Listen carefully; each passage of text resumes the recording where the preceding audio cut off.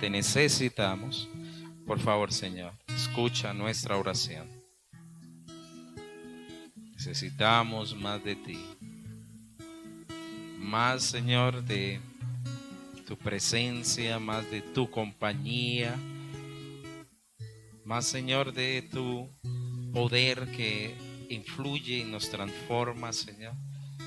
Más de tu voz, más de tu pensamiento en nuestro corazón, más entendimiento de tu voluntad. Necesitamos más de ti. Y en esta mañana, Padre, colocamos la palabra que vamos a compartir delante de tu presencia. Yo te ruego, Señor, dame la sabiduría para hablar las cosas que me has mostrado, Señor. Y te suplico, Señor, que esta palabra haga, Señor, el fruto que tú consideras, Padre, en cada vida. Y yo te ruego, Padre, que no dejes sediento al que viene, Padre, a ti. Tú miras los corazones, Padre, y las mentes. Yo te ruego, Padre, que aquel que vino, Padre, con un deseo grande de ti se vaya lleno. Que hoy, Padre, Señor, pueda encontrarse con el Dios de la palabra. Pueda, Señor, vivenciar lo que la palabra nos habla al día de hoy. Cubre, Señor, este tiempo con tu pacto, con la sangre de Jesús que nos perdona el pecado y nos hace aceptos delante de ti, Señor. Que hoy podamos estar, Señor, en un templo no hecho por manos de hombre, sino un templo espiritual, Señor. Escuchándote y disfrutando de ti, Señor, por amor de tu nombre. Amén y amén. Buenos días, hermano. Dios les bendiga en gran manera. Qué bueno volvernos a ver y que Dios nos hable y nos instruya a través de su palabra. La Biblia nos habla claramente en Primera de Pedro, capítulo 2, versículo 9, que nosotros somos un pueblo escogido, o que somos un linaje, es decir, una línea, una descendencia escogida, que somos real sacerdocio, que somos nación santa, Primera de Pedro 2:9, pueblo adquirido por Dios con el fin de que anunciemos las grandes virtudes de nuestro Dios, que nos llamó de una vida de oscuridad y de tinieblas a su luz admirable. El mismo versículo que le acompaña dice que en otro tiempo nosotros no éramos un pueblo de Dios, pero que ahora Dios nos ha llamado a misericordia y vivimos por la misericordia de Dios. Y quiero hacer mucho énfasis en la primera parte, mas vosotros sois linaje. Pedro está diciéndole a la iglesia, ustedes son linaje. Dígale que está al lado, usted es linaje. Usted es real sacerdocio. Nación santa. Pueblo adquirido por Dios. Eso es usted, hermanos. Eso es usted. Usted es ello. Una nación escogida. Un sacerdocio real. Nos ha hecho reyes y sacerdotes para el servicio de nuestro Dios. Somos unos grandes privilegiados y llenos, queridos hermanos, de una gran expectativa admirable de una vida plena en Cristo Jesús. El mismo Pedro dice en el versículo 5 de ese capítulo 2, vosotros también como piedras vivas edificados como casa espiritual y sacerdocio santo. ¿Y cómo debemos ser edificados como sacerdocio? Un sacerdocio santo, un sacerdocio especial para Dios. El grave problema que muchos de nosotros tenemos, hermanos, es que no vivenciamos, o mejor dicho, no es la palabra vivenciar, sino que no dimensionamos que hemos sido realmente llamados para servir a un Dios supremamente extraordinario, sublime y magnífico. Muy magnífico es nuestro Dios. Y solamente cuando usted y yo entendemos que nuestro sacerdocio debe ser santo, podremos entonces ofrecer sacrificios espirituales a Dios que sean aceptables por medio de Jesucristo. Y no cualquier cosa, queridos hermanos. Es decir, yo puedo decirle a alguien, yo lo amo, a mi esposa, yo te amo. Y ella me dice, tengo sed. Y yo voy y saco agua de un estanque sucio. Y le traigo a ella ese agua de estanque sucio, negro, con larvas y todo, y diciéndole, yo te amo. Y tienes sed, permíteme entregarte este vaso. Y muchas veces somos así, nos equivocamos, hermanos, para acercarnos a Dios de una manera que seamos aceptables a Él. Que seamos aceptables a través de Jesucristo. Por eso el día de hoy, hermanos, he sido inquietado a predicar un tema que he llamado un sacerdocio escogido. Y lo invito, si es usted tan amable, que busque Ezequiel capítulo 43. El Señor todavía me sigue teniendo en Ezequiel.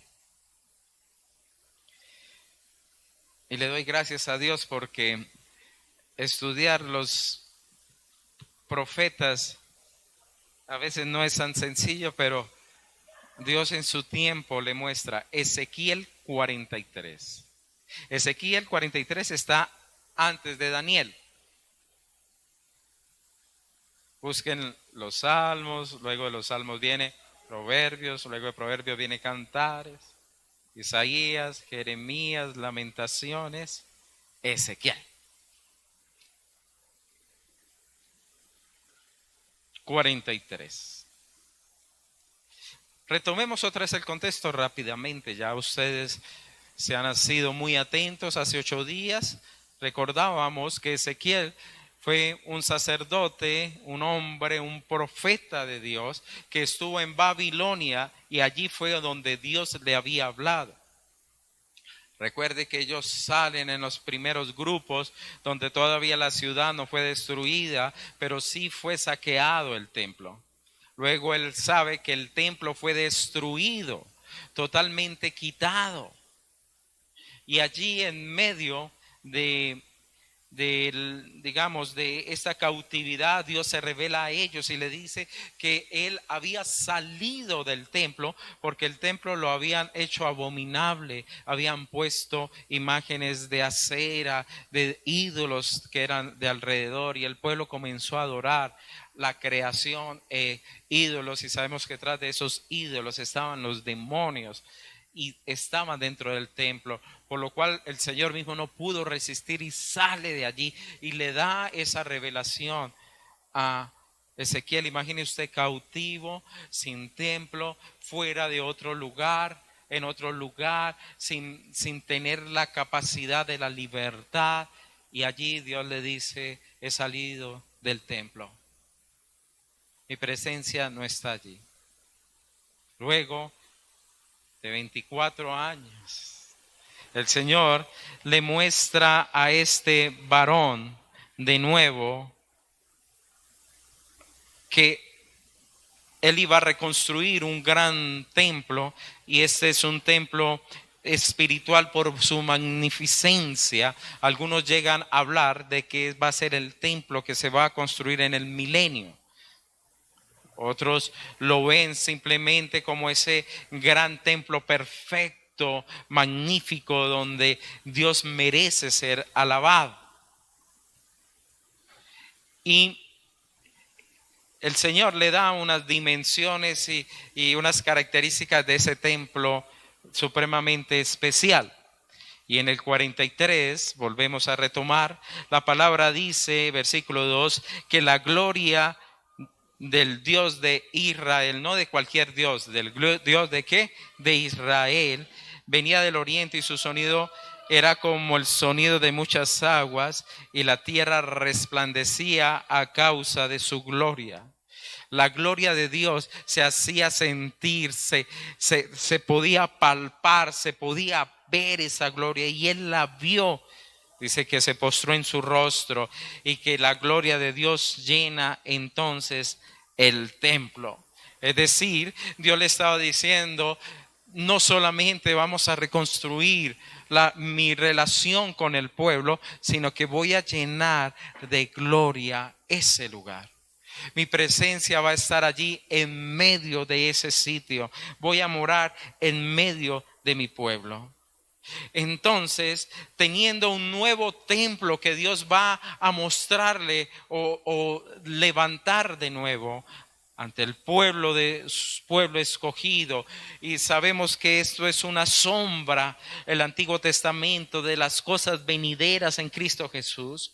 Lo que anhelo, querido hermano, es que usted y yo comprendamos un llamamiento que Dios le hace a este sacerdocio para lo nuevo que Dios va a construir.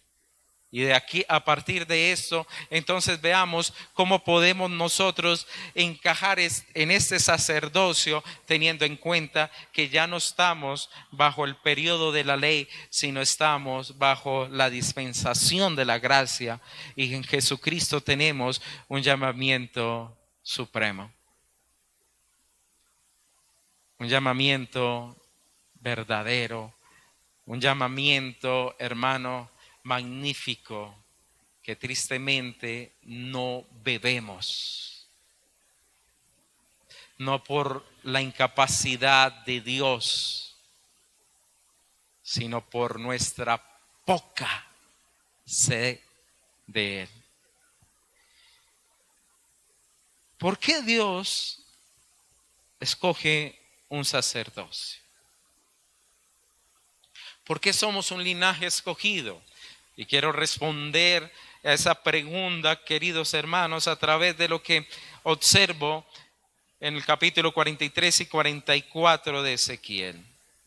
Lo primero que podemos ver, Dios llama a un sacerdocio escogido porque Él desea, habitar en plenitud en medio de su pueblo.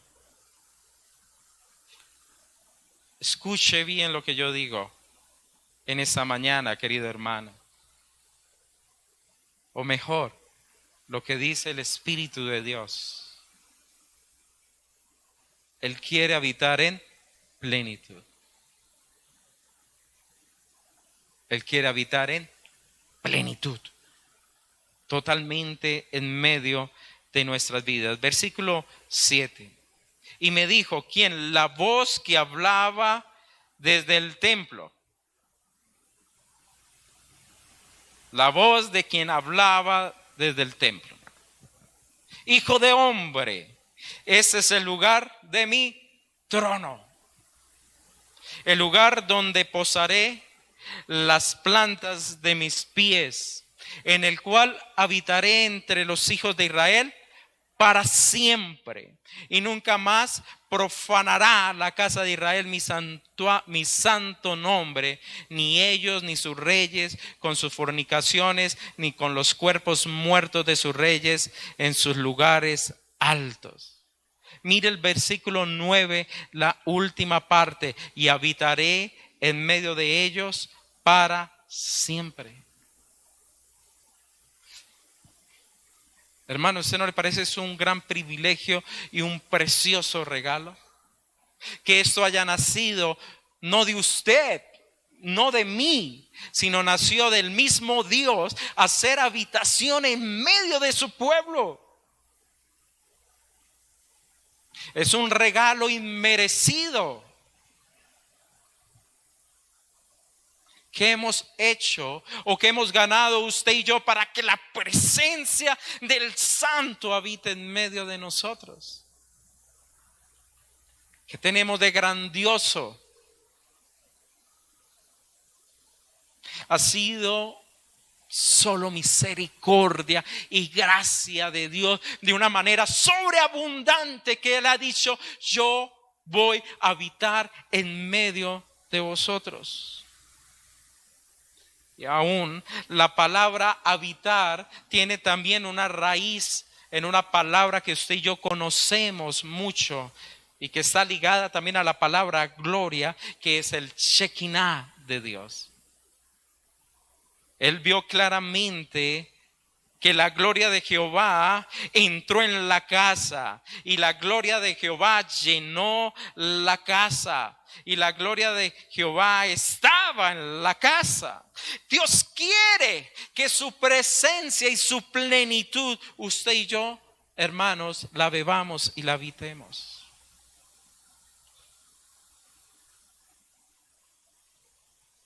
Pero vamos a encontrar que en la casa de Dios, Ezequiel nos habla de dos tipos de sacerdotes.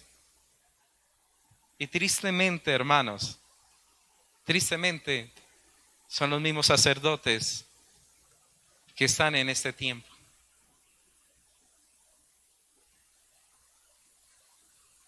Sacerdotes que realmente entendieron un llamado para Dios y sacerdotes que simplemente respiran en el templo. No más. No hay fuego ni hay pasión. Sacerdotes que son como ese valle de huesos secos, hermanos. Pero sacerdotes que son como ese valle de huesos secos, pero en el cual ha entrado un espíritu y han tomado vida. A veces quisiera, hermanos, verdaderamente coger a muchos y sacudirlos. Despierte, por favor, despierte. Sí. Comprenda el mundo espiritual. Entienda la dimensión de esto.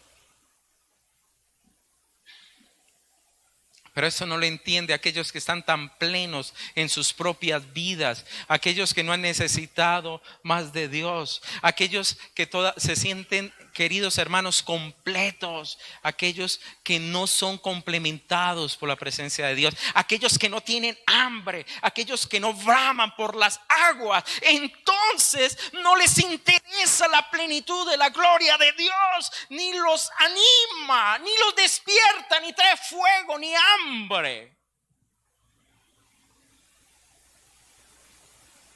Dios quiere que su gloria esté en medio. Usted se puede imaginar cautivo fuera de su nación, un hombre que ama a Dios, que el templo fue destruido y él está cautivo, y Dios le dice a esos que realmente tienen fuego por Dios: Ezequiel, mira, porque la gloria de Dios se posará de nuevo en la casa. Por eso solamente es el sacerdocio escogido que lo agarra, hermanos. El otro sacerdocio simplemente va a beber de lo que el otro sacerdocio haga.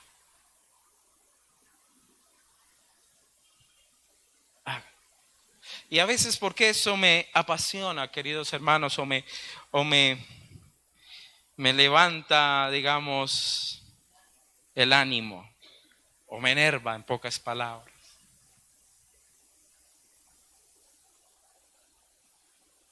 Porque puedo ver mucha muerte espiritual, queridos hermanos, en muchos que han dicho: quiero vivir para Cristo.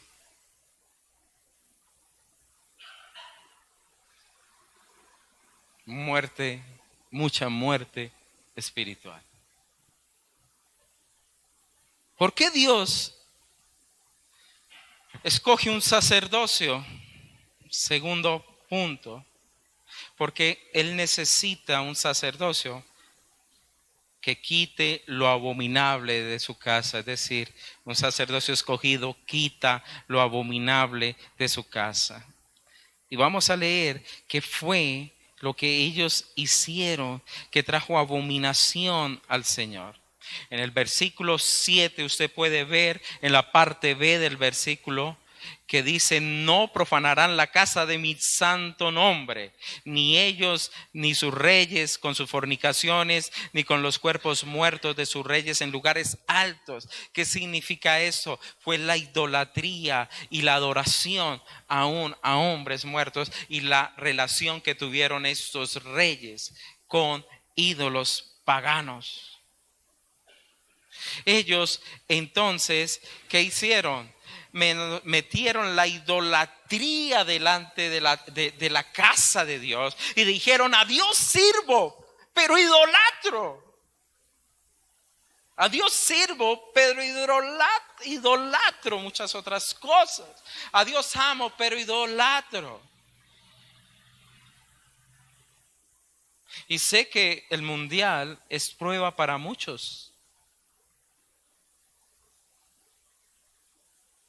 Sé que el mundial es prueba hoy para muchas personas y sobre todo para muchos hombres y alguna que otra mujer.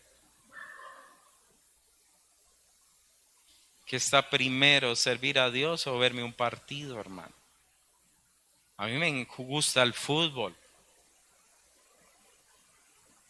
Me gusta bastante el fútbol. Pero Dios, por equilibrio, me dio una esposa que poco le gusta el fútbol.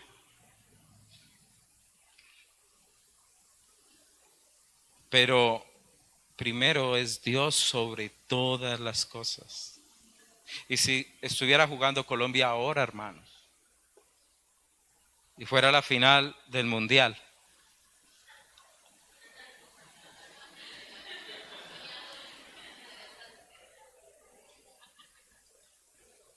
yo no puedo dejar mi responsabilidad ante Dios por un partido de fútbol. Dios quería que el pueblo, hermanos, fuera un pueblo que entendiese que no podía dejarse contaminar de cosas que no pertenecen a Dios. Y una vez, Dios es lo primero, hermanos. Dios es lo primero. Vamos a ver cuántos van a venir el martes a la oración. Muchos dirán: menos mal que yo no madrugo ese día.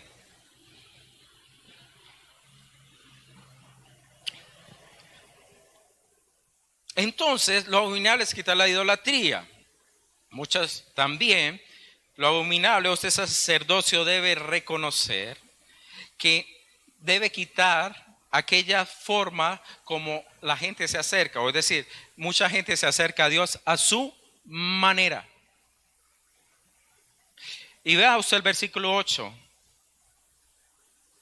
Porque poniendo ellos su umbral junto a mi umbral, es decir, su puerta junto a mi puerta, y su contrafuerte junto a mi contrafuerte, es decir, su pared contra mi pared, mediando solo una pared entre mí y ellos, han contaminado mi santo nombre con sus abominaciones que hicieron, por tanto los consumí en mi furor. ¿Qué estaba diciendo el Señor?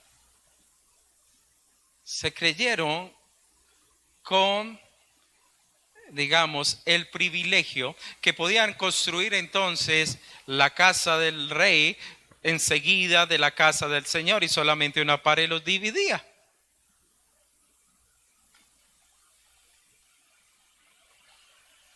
Y hay muchas personas que hacen eso, ¿no? Para sentirme cerca al Señor, pero su corazón no está cerca a Dios. Y usted ha vivido en esas casas que es una pared para dos familias, esas casas que son así, que usted habla acá y el otro allá responde, como un joven que escuchó como la mamá del otro lado regañaba al hijo, tan duro que el muchacho tendió la cama por miedo.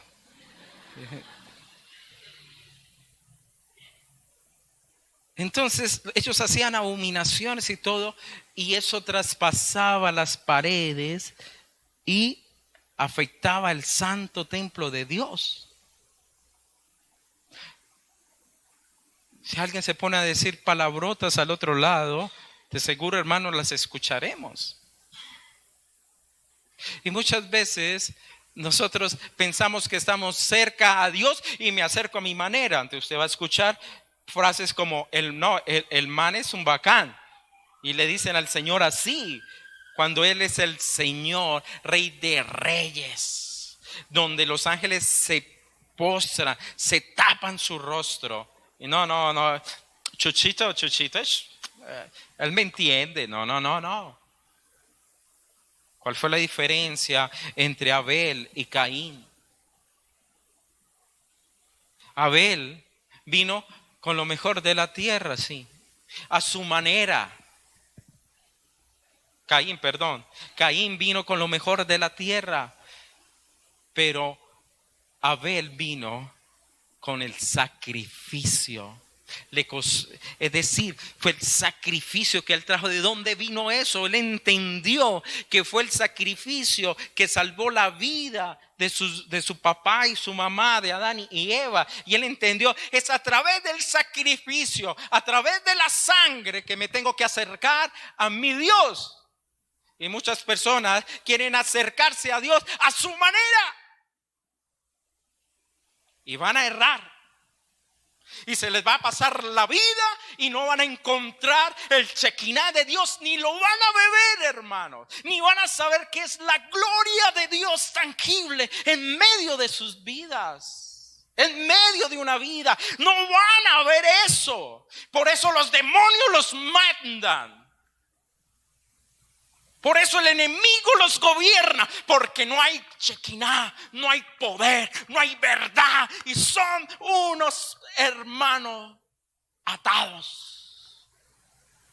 Porque me acerco a Dios a mi manera, como yo lo creo, como yo lo entiendo. Es así que yo me acerco. Dice el Señor, no es así. Es más, lean más Ezequiel y le dice, alrededor será libre, no habrá construcción alrededor. No habrá construcción a su alrededor. También hicieron unas grandes abominaciones ante el Señor. Capítulo 44, versículos 7 y 8 dice la palabra. Voy a leerlo desde el 6. Y dirás a los rebeldes, a la casa de Israel, así ha dicho Jehová el Señor: basta ya de todas vuestras abominaciones, oh casa de Israel, de traer extranjeros incircuncisos de corazón, incircuncisos de carne, para estar en mi santuario y para contaminar mi casa, de ofrecer mi pan, la grosura y la sangre, y de invalidar mi pacto con todas vuestras abominaciones, pues no habéis guardado lo establecido acerca de mis cosas santas, sino que has puesto extranjeros como guarda de las ordenanzas de mi santuario, o en mi santuario. ¿Qué está diciendo el Señor en este momento al pueblo? Necesitamos un sacerdocio que no permita esto, que no permita el extranjero incircunciso de mente y de corazón, de carne y de corazón.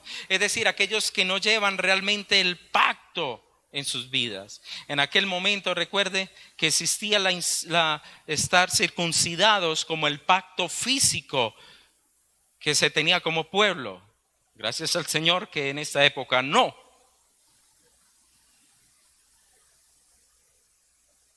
Pero colocaron gente a direccionar, y aceptó el pueblo de Dios gente que nada tenía que ver con Dios. Y mucho de la iglesia en esta época hace lo mismo. Permiten, hermanos, personas que no llevan la marca de la alianza de Dios ni en su corazón, hermanos, ni en su cuerpo. Y lo más tremendo, estas personas comenzaron a dar las órdenes de Dios. ¿Conforme a qué? A su parecer. Haciendo que invalidando el pacto con Dios. Es decir, lo que los cubría y los hacía una nación totalmente diferente, se perdió en su totalidad. Por eso fueron cautivos. Por eso fueron cautivos. Porque no le dieron importancia a las cosas de Dios, porque no se someten a las leyes de Dios. Ah, pastor, pero no por la ley no somos salvos. No, pero nadie nos dice que no las cumplamos. Jesús mismo nos mandó las leyes y dijo: amarás a Dios sobre todas las cosas y a tu prójimo como a ti mismo. ¿Y cuántas son las tablas de la ley? Son 2. Una, mi obligación con Dios. Segunda tabla, las obligaciones con mi prójimo. Ahí están. Ahí está. Entonces no se someten. Ah, no, yo amo al Señor. No, Señor tan maravilloso y tan bello. No, Él es misericordioso, sí, hermano, es verdad. Pero Dios quiere más de ti, porque Él quiere habitar, Él quiere morar. Él quiere, hermano, realmente ser que usted sea un reflejo de la gloria de Dios viviente, hermanos. Perdón si me veo apasionado, pero es que me cuestiono a veces. Yo me cuestiono, pero también cuestiono a la iglesia.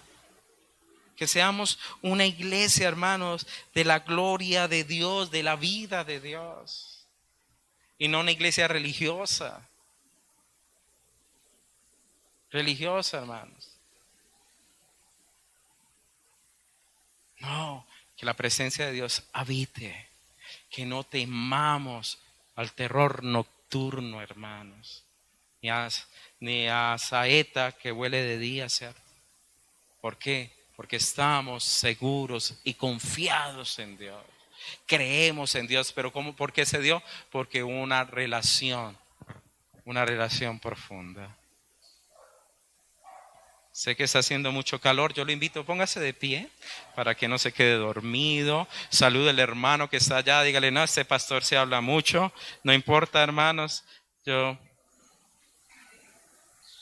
les tengo misericordia. Estírese. Dígale: usted quiere eso, estírese. Yo sé que están muy agotados y cansados. Agotados. Fundidos muchos.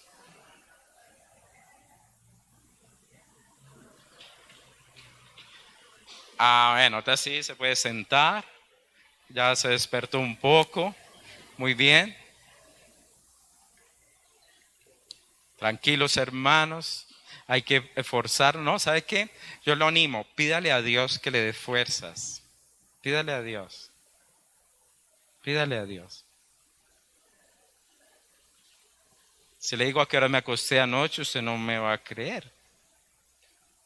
Pero pídale a Dios y Dios le da a uno fuerzas. Yo cuando no tengo fuerza digo: ay, Señor, y Él me las da. Para no quedar, ¿qué se imagina uno de pastor aquí? No. Todos nos cansamos, hermanos. Pídale a Dios. La palabra dice: Él da fuerzas al que está cansado. Amén. Y Dios le está diciendo al pueblo mismo lo siguiente. Vamos a ver el versículo 12 del capítulo 43. Esta es la ley de la casa sobre la cumbre del monte, el recinto entero, en todo alrededor será santísimo. He aquí, esta es la ley de la casa. Y comienza el versículo 13, las medidas del altar. Y usted puede ver que todo lo que tiene que ver con el altar va a estar hasta el versículo 27, que sería entonces lo que tiene que ver con la expiación del pecado, versículo 26. Por 7 días harán expiación por el altar y lo limpiará y así lo consagrarán. Y acabados el 8º día en adelante, los sacerdotes sacrificarán en el altar vuestros holocaustos y vuestras ofrendas de paz y me seréis ¿qué? Aceptos. Entonces, ¿qué estaba diciéndole el Señor? ¿Ustedes quieren tener un sacrificio acepto delante de mí? En este nuevo templo que voy a levantar, voy a necesitar que el sacerdocio haga expiación por sus pecados. Y esto era una celebración, digamos, no, más que todo era un sacrificio que se hacía todos los días.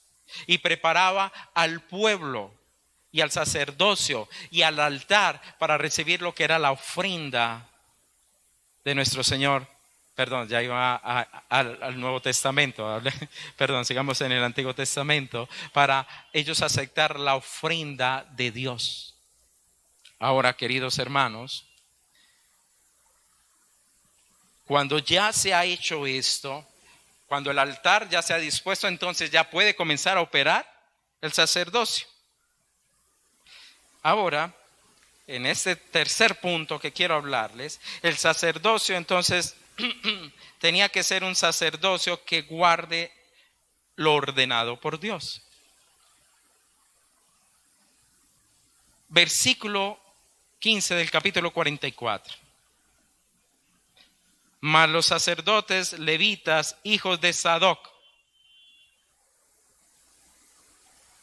Va a leer usted el versículo 19 del capítulo 43.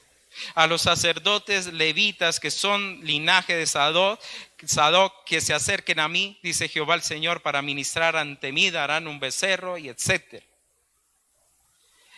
En cierta manera, Dios llamó a los levitas de Sadoc. ¿Y por qué a esos levitas? Porque habían otros levitas que el Señor dijo, no, por favor, miremos el versículo 10 del capítulo 44. Y los levitas que se apartaron de mí, cuando Israel se alejó de mí, yéndose tras sus ídolos, llevarán su iniquidad. Y servirán en mi santuario. Todavía el Señor le permite que sirvan. Como porteros de la puerta de la casa y sirvientes en la casa, ellos matarán el holocausto y la víctima para el pueblo y estarán ante él para servirle, por cuanto le sirvieron delante de sus ídolos y fueron a la casa de Israel por tropezadero de maldad. Por tanto he alzado mi mano y he jurado, dice Jehová el Señor, que ellos llevarán su iniquidad. No se acercarán a mí para servirme como sacerdotes, ni se acercarán a ninguna de mis cosas santas, a mis cosas santísimas, sino que llevarán su vergüenza y las abominaciones que hicieron. En pocas palabras, el Señor estaba diciéndole a esa sacerdote que no guardan las cosas de Dios. Ustedes van a seguir, van a ir en el santuario, van a estar en el santuario, pero ustedes no van a tocar las cosas santas, ni serán ustedes tampoco aquellos que me ministrarán lo santísimo. Sí, ellos van a hacer cosas de holocausto, pero no van a presentar el holocausto. Ellos van a hacer el sacrificio, mas no pondrán ese holocausto sobre el altar.